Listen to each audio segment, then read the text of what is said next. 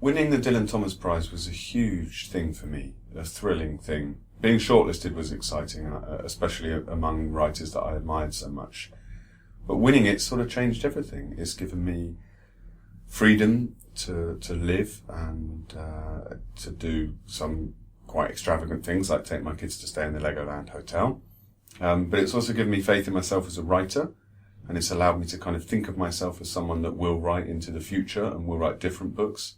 And I hope it's also inspired me, because of Dylan Thomas particularly, to have the confidence in moving between different forms, not thinking that I need write another novel, that I might write some poetry, that I might write some plays. And he's a great permission giver for that freedom. I'd say it put a real spring in my step, winning the Dylan Thomas Prize. And I've got the head on my bookshelf, the statuette, and I go home very often at night, and it's the first thing I see when I walk in the flat, and it gives me a deep, deep pleasure.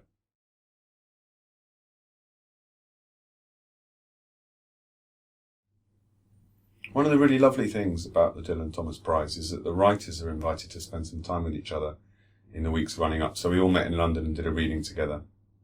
So we were already quite familiar with each other. And then we came to Swansea and hung out, stayed in the same hotel. We all went to the Dylan Thomas birthplace together for a photo and a cup of tea, which was really memorable. Lovely to see the house, because it's incredible, and the way they've got it set up there, as Dylan would have had it when he lived there, was amazing. But more than that, the sense that we weren't rivals for this prize, that we were peers. We had some incredibly good conversations. I'm really quite close to Andrew Macmillan, the poet, particularly. Him and I have bonded on a number of occasions, and we're firm friends now.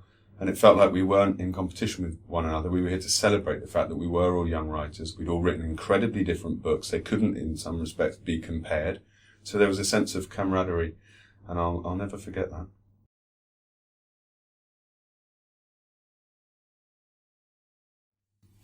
So today I came back to Swansea for the first time since winning the prize, and did the thing which meant most to me, actually, which was to get out into schools and talk to young people as part of the Dylan Ed programme attached to the prize, organised by Swansea University.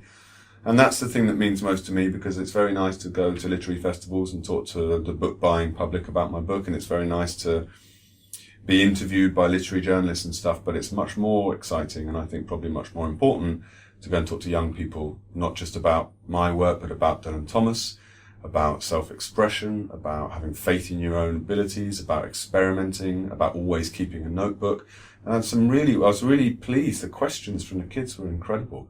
They were fired up, and they were interested, and they were as interested in my role as an editor in a publishing house as they were in my writing. And I left feeling really energized. And I hope that even if they thought, who's that weirdo talking about that weird sounding book, maybe I planted a couple of seeds, maybe I said some things that in the years to come, when they're writing or thinking about writing or any type of creative endeavor, they might have got a little something to think about today. So I love doing that.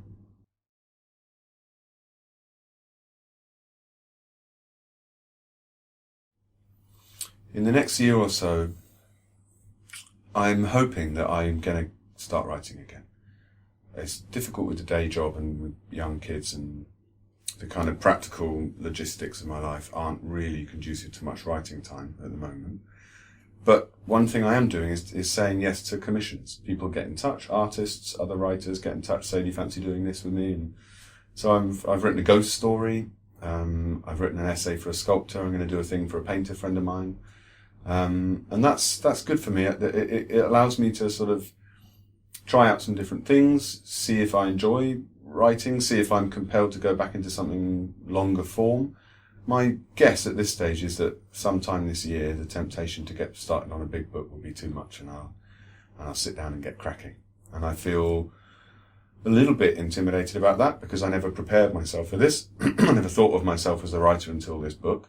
So in a way, what I've got is I've got second album syndrome to some extent, but I've also just got a blank sheet. I feel I could do anything. So until I sit down with some proper time and space to think with that blank sheet, I don't know what I'll do.